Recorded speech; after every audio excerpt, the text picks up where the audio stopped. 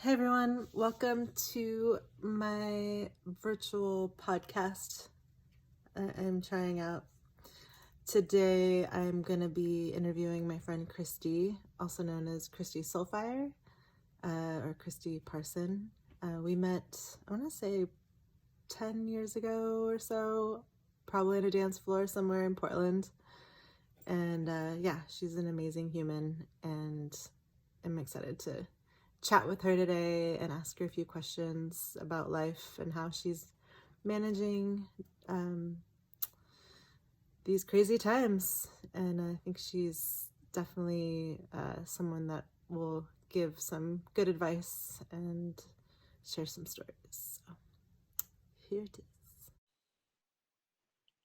Hey, Christy, how's it going? Hey Zoe, I'm good. How are you? Good. Thanks for letting me interview you today during this crazy time. Yeah, no problem. Happy Um, to be here. so just first off, I did a little intro before I started this, and I just said you're a friend of mine I've known for a long time. We probably met on the dance floor, I think, like some years Mhm. ago in Oh Portland, my God. at a party maybe. Literally. But now you're in New York. You just moved there. Mhm. Was it a year ago? It's 2 years and almost a month, Oh, which is crazy how long it's been. that is crazy. Hmm. Wow. Yeah. And what are you? Yeah, you just started working again, doing Yeah. Yeah. a So I job. moved here kind of for like career change. Just like what am I doing with my life? So my backstory is I went to pharmacy school before I moved to Portland.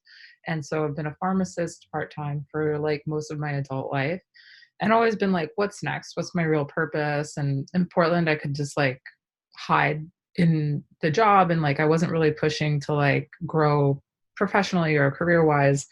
And so I was like, what do I really want to do? So I moved to New York to change careers. And the only track that really made sense here, it was like a sustainability track. So I just started this new job in January as a sustainability, or actually, my actual title is waste audit supervisor.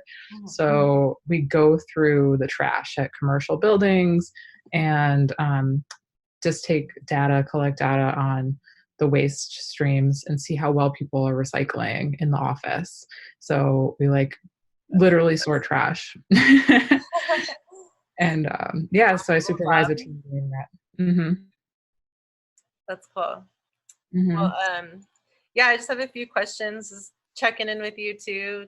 I think the Yeah. first question I have for you is, how are you taking care of yourself right now? What are some ways that you're doing self-care, if you are? Self care. Oh my God, self care. I love self care, but um, I feel like it's been hard the last week or 10 days or whatever. Like I bought all this stuff to take a bath, but I have yet to take a bath during this. I think that's like one technique because normally I'd go to the spa or I'd go to get a massage. Massages are really cheap in New York, right? So that's like a big part of my self-care is like going out to do things, Mhm. to just like change the pace. And like for me that's always been go to a bunch of dance classes and go do these other services that are outside of the home, because I'm not like a at home dweller. That's part of why I live in New York. It's like so fun here to like just use the city for what it is. Mhm. And so now it's like kind of, okay, I guess I have to dance at home. So how do I do that? Right. I think for a lot of people, it's their norm, but for me, it really isn't. And so it's been kind of hard just getting into a groove with that. And I think keeping a schedule has been like my better days I've noticed are like the days that I like book out my time. Because I think that gives me more time to just like relax the time I'm not scheduling myself to do things. Because my work has been really inconsistent. I do have some work, but my days are pretty free. But because I can't leave, I'm like going crazy. So Yeah. yeah, just I'm trying the best I can. Yeah. But yeah. Mhm. Those are, yeah, definitely keeping a schedule of some sort, I think is helpful. Yeah. Um, I guess what are, oh yeah, this was a funny question I saw online somewhere. It says, if you were to buy just 5 things at the store, just 5 things, what would they be? Like because of this virus? For the specific time. Yeah. Or it could just be like, what you're needing right now. I guess it depends on like what store, because I live in New York, like all the corner stores are still open. They're considered essential businesses. I don't have a car here, so I can still walk to these businesses and get a lot of stuff. So I don't know if it I don't know, I'm trying to hyper analyze the question. Maybe I should. Like the things I've been wanting most are like canned soda water. And like I found myself like online shopping, but like not for anything specific. So I don't know, what would I get? I definitely don't think it would be toilet paper. I know everyone wants toilet paper right now. I really don't get it. It's so funny. And like because I work at a pharmacy, like one day a week, people are coming in looking for all the like COVID-19 essentials. It's really funny. I'm like, oh my God. But yeah, I don't know. Like, what would I get if, oh God, that's a hard question. Yeah, you don't have to answer if you can't think of it. I think it'd be stuff that like I can't find immediately in my area. Probably like a board game. If I could buy a person to play that board game with me, because Jay, who lives with me, doesn't like board games, that would be amazing. Yeah. I love Taboo. Taboo's a good one. It's a fun Taboo. one. Yeah. Okay. Is it it's a board game, right? It's a word game, but you need at least 4 people. Yeah. I know. I like multi-person games too. It'd be fun. Let's see. What can I not get in my area? Yeah, that's like a big thing. I want a board game. I want soda water all the time. Cause yeah, the Soda Stream, it's like mine's dying and I can't get like a new canister for that either. It's too far away. Yeah. I want to bring my compost somewhere. That's actually a really interesting thing. So like we don't have compost service at my building. More than half of Brooklyn doesn't have compost service. So I have to bring my compost to this local collection point and they just shut them down. So you have to have a brown bin in order to compost right now. And I'm like, oh, I just had 2 bags ready to go and I had to put them in the trash because like the freezer was just like overflowing, because you have to keep these things in the freezer because otherwise you get cockroaches. It's like a whole city problem. It's kind of interesting. You guys have a rooftop garden? No, there's like not really anywhere to collectively bring stuff like that. There is a community garden down the street, but most of them don't accept compost scraps from people. Yeah. Crazy. Yeah, a lot of things you can't do right now. Yeah, that's like I want to get rid of that stuff. This is a random question, but what did you want to be, or no, what did you want to be when you were a kid? What do I want to be when I was a kid? I think, I don't know. I didn't really have like high goals for like doing stuff as a kid. I think it was like maybe be a veterinarian or something. I don't know. I was like sciences. That's kind of how I wound up in pharmacy. So that's kind of like the big thing. But like I still don't know what I want to be. So it's a hard question. Yeah. It's something I made on way too much. So yeah. What are you most grateful for right now? I'm grateful for my cat, even though he just destroyed like the couch this morning. I'm so grateful for him because he's entertaining and he's loving and he like loves us, but he also doesn't know what to do because we're home all the time, and like he really wants more attention even though we're giving him so much. And he like he tried to like jump across something and without a landing pad, and he knocked this thing off the wall and then like spilled my coffee all over me and all over the couch. And I'm just like, oh my God, but it gave me something to do, something interesting. Yeah. So yeah, I'm super grateful for him and for like his little snuggles and like to have that attention from a little cat. And I'm grateful to live with Jay, my partner, because I don't know what I would do if I lived alone. Like I'm an extrovert, but I love being alone. Like I grew up an only child and like I go through life like kind of on my own volition. I'm just like, I'm doing this. I'm really good at being alone and like making my own decisions to do things, but I love being around people and I need people around me. So I don't know what I would do if I didn't live with anybody. I would go crazy. I'm the same way. I can relate. Yeah, I know you are. Yeah, for sure. Yeah. Yeah, this is my way to like, be Connect. Extroverted person that I am. Yeah. Oh my God, so essential. Yeah.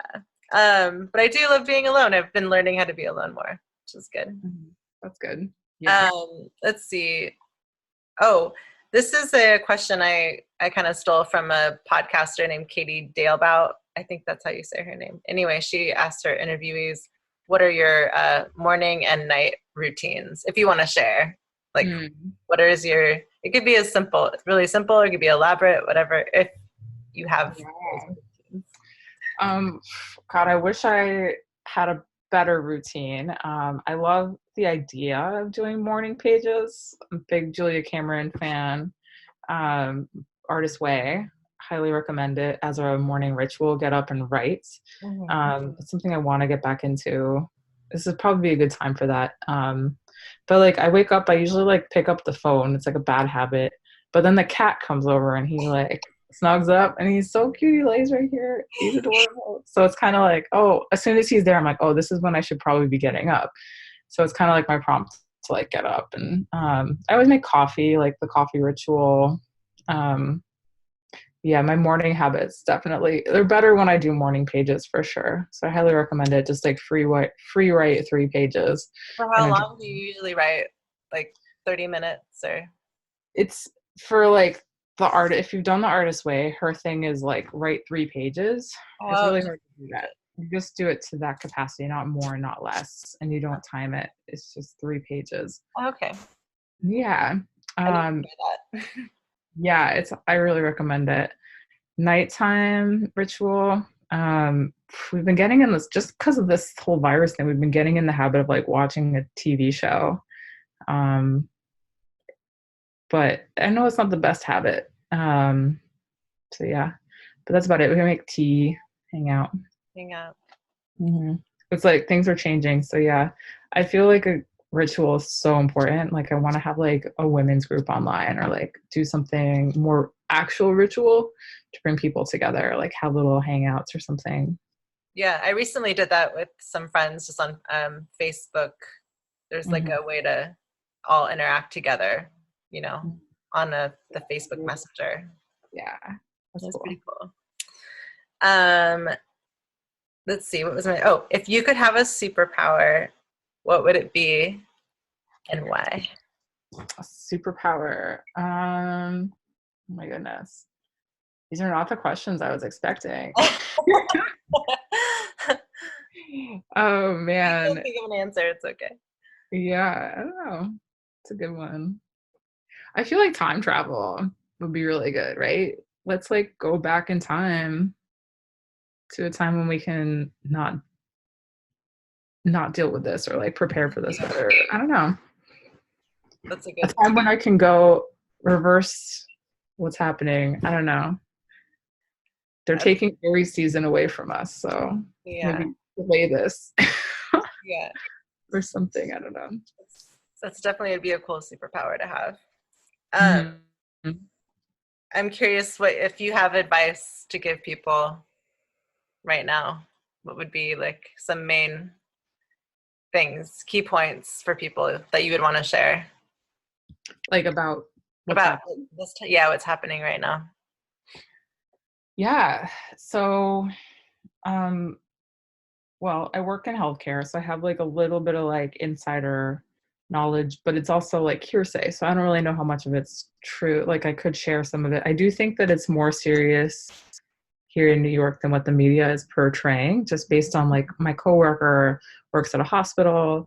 And it just sounds like the situation is that there's a lot of people that have it. There's like our numbers, like our hospitals are at capacity here. So this could happen anywhere. So like if you're watching this and you're in a smaller city, like definitely stay inside until we know more of what to do.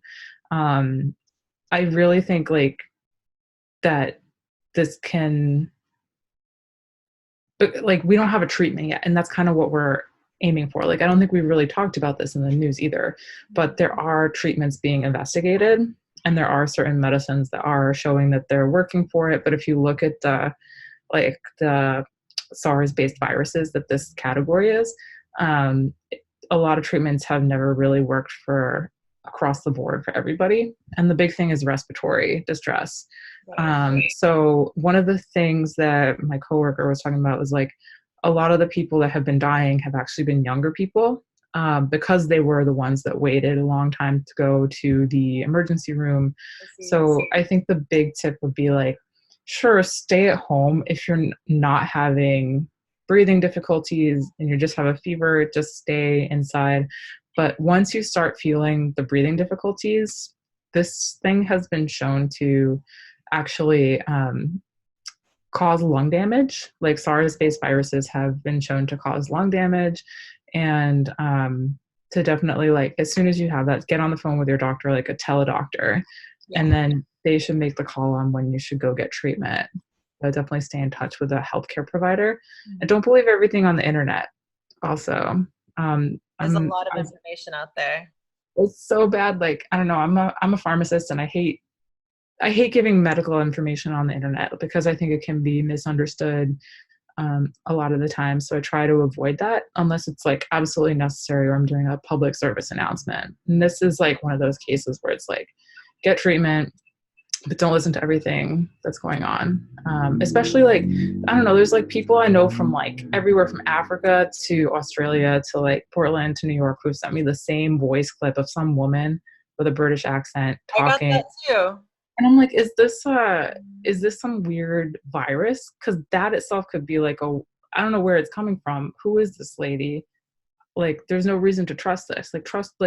There's like a lot, especially like because having lived in Portland, a lot of people don't trust like the big medicine world.